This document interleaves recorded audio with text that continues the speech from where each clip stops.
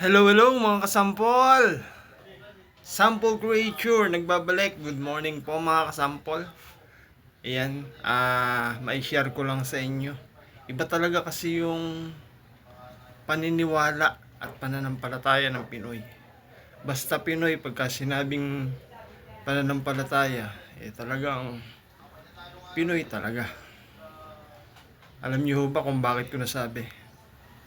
Kasi nagkaroon ako ng kaibigan. Isang taga-Israel, tsaka isang taga-Ehipto. Ngayon, dito sila nagkakilala sa Pilipinas sa pamamagitan ko. Tapos, nagkaroon sila ng pagmamahal sa isa't isa.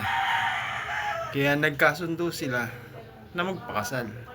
At dito nila sa Pilipinas gagawin dahil dito sila nagkakilala. So ayos na ang lahat. Punta sa simbahan.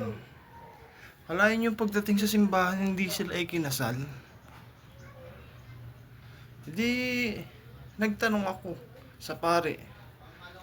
Sabi ko, bakit naman ho ganun? Hanggang ngayon ho ba, pinapaniwalaan nyo pa rin yung iringan ng mga Israel at Ehipsyo sa Bible? Hindi daw ganun, hindi ganun, sabi ng pare. Sabi ko, ano pong dahilan? Bakit ayaw nyo silang ikasal? Alam nyo ba, sabi ng pare,